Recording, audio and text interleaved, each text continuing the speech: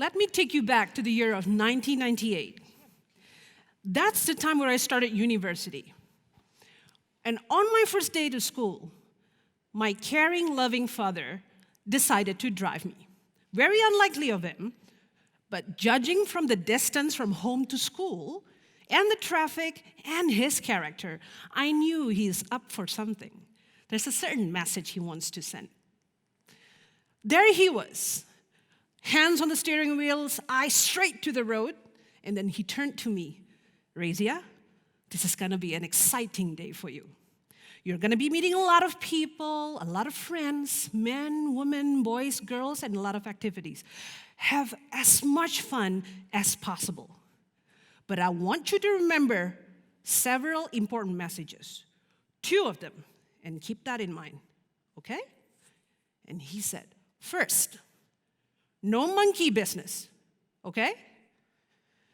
What I mean is that I don't want you to have anything to do with boys or men.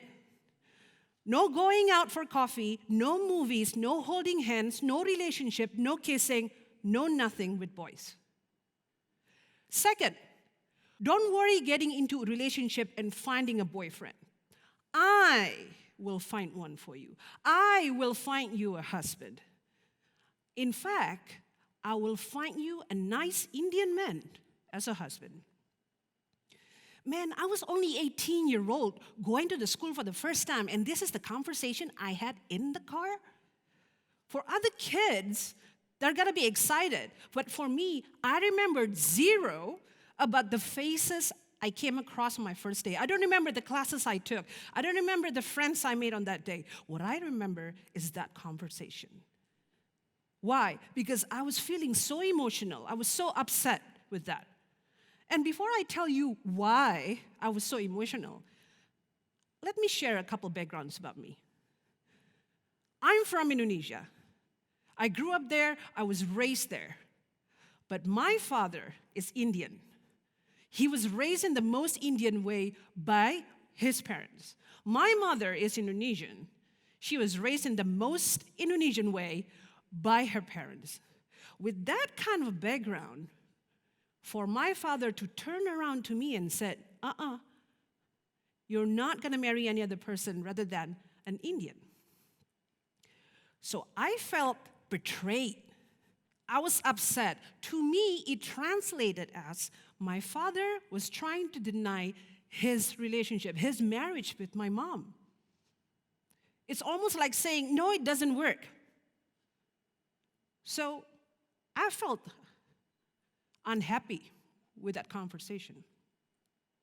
But I didn't tell that to my father. We didn't have a conversation about how I felt. Simply because in our household, in our family, we're used to see parents, when they say something important and that upsets us, we take a few steps back, we don't question, and we figure out in our own time why he said what he said. It took me years. Because of that conversation, I paid special attention on how my parents interacted at home, how they talk to each other, how they talk about each other.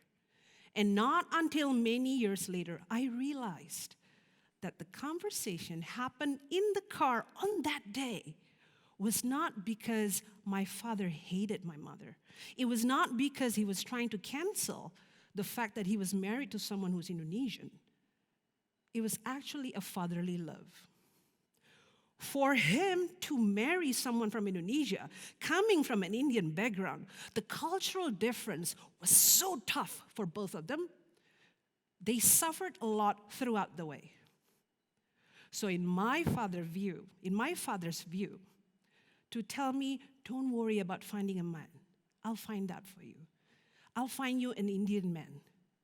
The reason is because in his mind, if I'm with someone who's just like him, it's very similar. I don't have to go through the same challenges. He loved me that much. And as much as I love my father, he was wrong about one thing. To me, to be half Indian and half Indonesian, it makes me very unique. I'm a mixed kid. I'm neither Indonesian or Indian.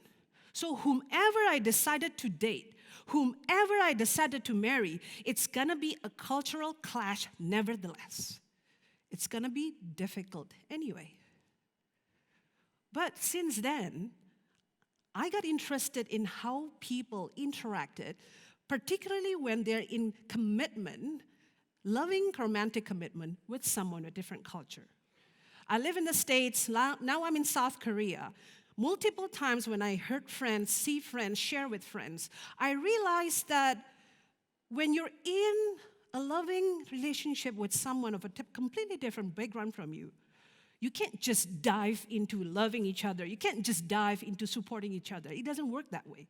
You have to rewire everything that you have in mind about relationship to begin with. It's almost like hiking.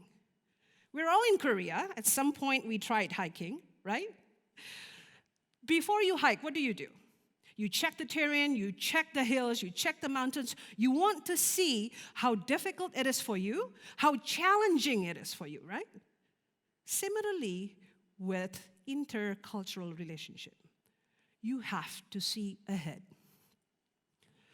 And there are a few things that you can see ahead. There are a few clues. Check out South Korea, for example.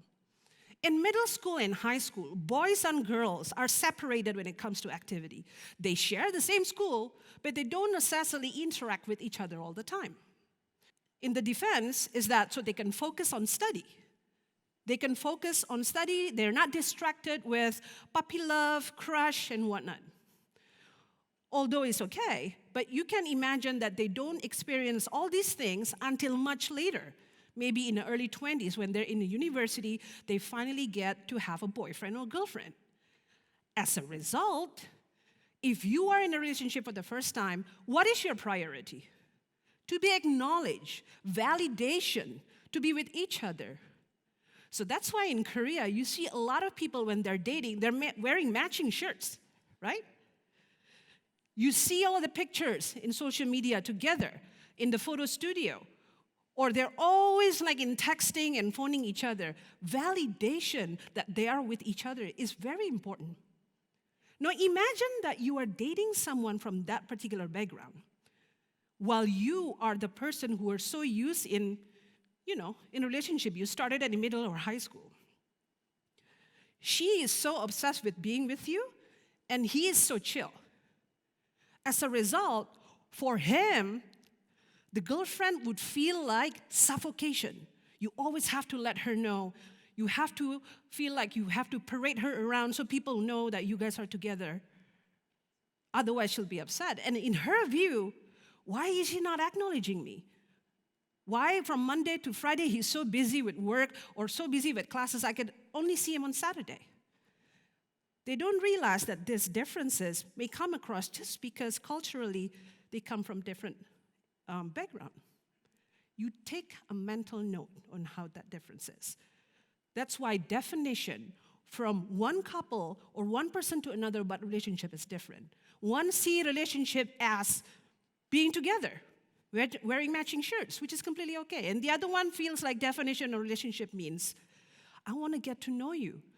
What are your desires? What are your insecurities? What are your dreams? How can I help you or support you emotionally? Now, you'll be surprised that people get into a marriage, people get into relationship, they have motives and goals. And it's different from one culture to another. Now, my parents are lucky. One Indian, one Indonesian. Both of them share similar background here. And let me tell you why. In our community, right, if you're in a relationship, you work towards a goal. It looks like a pyramid. You start a relationship here, and then you get engaged, you get married, having kids, one more kid.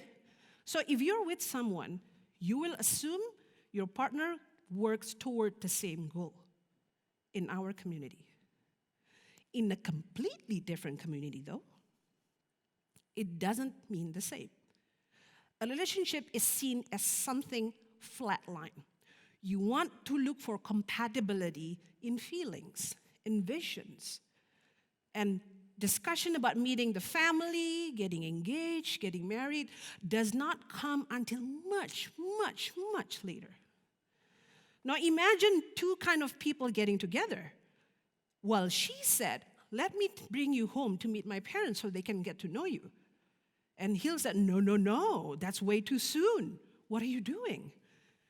She will think that you're not serious in this relationship. You're toying me around. In his view, no, she's taking me into something that I don't know. I don't even know her yet. I want to get to know her first. So motive and goal from each relationship, from each couple and culture is so different. You can only take a mental note and see how different you and your partner is. Another thing that you should consider is what I call as VIP. Now, this is the toughest part.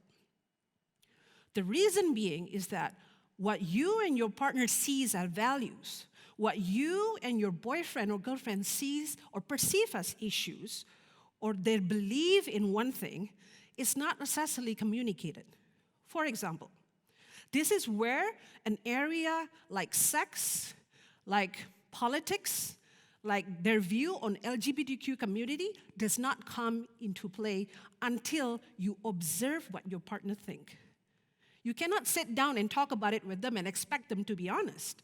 When you're asking like, what's your political affiliation? What do you think of this? Why? You cannot sit down and talk about it? Because they tend to be dishonest. Not because they want to try to lie, but people have certain view about themselves, an ideal view. Oh yeah, I'm very tolerant, I'm very this, I'm very that. The best way is to observe. Turn on the TV, check out the news together, see what he or she thinks or comments on certain issue, and pay attention how different it is from yours, and take a mental note. Everybody loves family. They will say, oh, yeah, I'm close with my mother, I'm close with my father. Sure, everybody says so, right? Until you realize that each community treats family differently. They have different roles. My good friend, she met her boyfriend on Tinder, and they've been dating for a number of years, and then they finally made a decision, let's get married. Now, she is from Indonesia. He is from the United States. Now, for her to be Indonesian and coming from a Muslim community, it's important for her parents to tell that, hey, if he wants to marry you, make sure he gets a circumcision. Now, circumcision is a surgery that normally performed when someone's still a baby. So for him to be a grown man and ask to have his part of genital cut off a little bit, it's a big deal. So he would take a few steps back and say, I don't know if I'm comfortable with that. If that's what it takes to marry you, I don't know. And then she would like, no, no, no, you have to understand. This is what my family requests to embrace into our community. You don't understand. If my family did not want you into the community, that means I cannot have their blessings. Now, if you understand Asian community, family blessings is everything.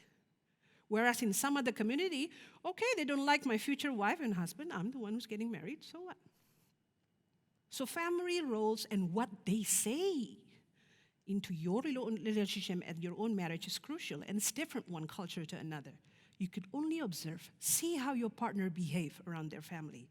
See how your partner interact with their family and how they take their suggestion, inputs, and comments. Now, my mother is Indonesian, and my father is Indian. When they were together, they looked physically very different.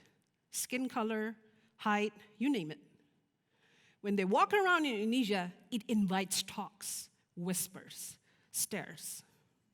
Natural, because they look very different. The question is, if you are with someone who looks physically different from you, observe how your partner feels when people are giving this vibe. Is she okay with that? Is he okay with that? Because how she feels and how he feels, although she may not acknowledge it on that particular day, it will come back to you the next day. And you take a mental note.